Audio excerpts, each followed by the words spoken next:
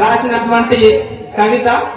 ఎందుకురా అలా ఏడుస్తుండ్రు, ఎందుకురా అలా ఏడుస్తుండ్రు, ఏదో పచ్చని తోటను వదిలి ఎడారిలోకి వెళ్తున్నట్టు. పాఠశాల అంటే అందరికి గమ్మత్తే, ఇంటర్ వెళ్ళిన తర్వాత అక్కడ ఏముండదు.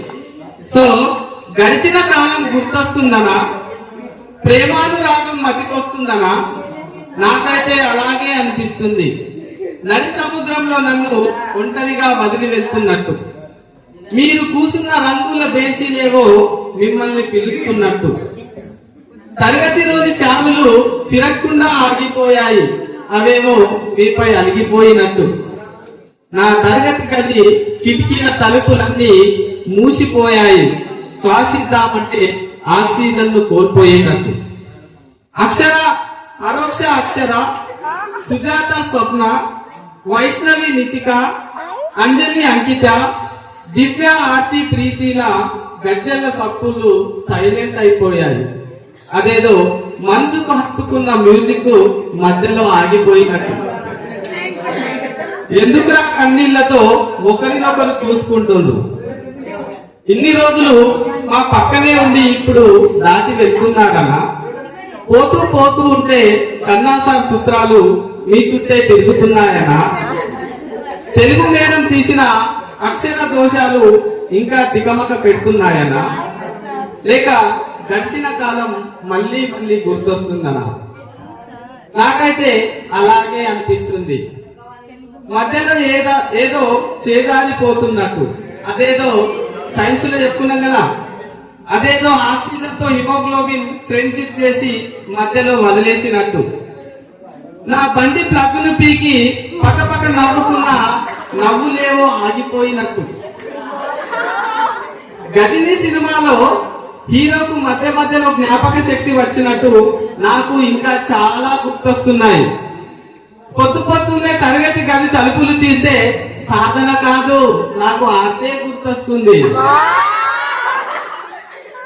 టీచర్స్ డే రోజు బెల్ శబ్దం వింటే హరిదాస్ కాదు, నాకు విలాసే గుర్తొస్తుంది. బయోసైన్స్ పాఠాలు వింటే దయానంద్ సార్ కాదు, నాకు అంజలే గుర్తొస్తుంది.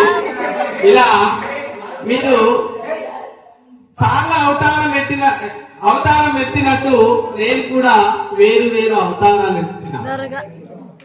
సార్లు ఆబ్సెంట్ ఉన్నప్పుడు కాపలా కాసే తెల్లటి గౌన్లో నల్లటి కనుగుడ్డుతో గుండ్రని సీసీ కెమెరా అయ్యాను. మిమ్మల్ని అబ్జర్వ్ చేస్తూ ఉంటది సార్లు లేకున్నా గానీ. సీసీ కెమెరా అయ్యాను. వర్షాకాలంలో వర్షం నుండి కాపాడే గొడుగునయ్యాను, చలికాలంలో చలి నుండి కాపాడే దుప్పటయ్యాను, నా 4 భుజాలను కలుపుతూ మంచి రక్షణ గోడనయ్యాను. మీరు వేసిన ప్రతి డాన్స్ స్టెప్పులకు కళావేదిక లాగా మంచి వేదిక అయ్యాను. మీ అల్లరి పాటలకు మంచి ఎమోషన్ అందించే మ్యూజిక్ అయ్యాను. మీ చదువులు చక్కగా సాగాలని ఓనమాలు దిద్దే తల్లి ఒడినయ్యాను. మీరు దించిన మొలలను కన్నీళ్లతో కాకుండా ఆనంద బాష్పాలతో హృదయంలో దించుకున్నా. మొలలు కొడతారు కదా చాట్లు ఇవి అవి తలబెట్టడానికి. సో అప్పుడు ఏమంటుందంటే, మీరు దించిన మొలలను కన్నీళ్లతో కాకుండా ఆనంద బాష్పాలతో హృదయంలో దించుకున్నాను. మీరు ఆటుతో నింపిన రంగుల చాటుతో అందంగా అలంకరించుకున్నాను. తరగతి గది ఎంత మంచిగా అలంకరించుకుంటది. మీరు చాట్లు పెట్టిన చాట్లు చూస్తే, మీరు గీసినటువంటి చాట్లు చూసిందనుకోండి చక్కగా కనిపిస్తుంది. సో ఇక్కడ చెప్తున్నది, మీరు ఆటుతో నింపిన రంగుల చాటుతో అందంగా అలంకరించుకున్న చక్కటి అనుబంధాన్ని పెంచుకున్నా. అందుకని మీకోసం 10వ తరగతి గదినయ్యాను. కానీ ఇప్పుడు మీరు లేక ఒంటరి గదినయ్యాను. పాపం తలుపులు మూసేసి ఉంటాయి, ఒంటరి గదిని అయిపోయింది. ఇది లాస్ట్ చివరి వినండి, మంచిగా ఉంటది. ఏమని ఓదార్చాలి వాటిని, నాపై అతికించిన చాటులు దీనంగా మీ వైపే చూస్తున్నాయి. పాపం మాటలు రాక మనసులోని మాటలు మీతో చెప్పలేక.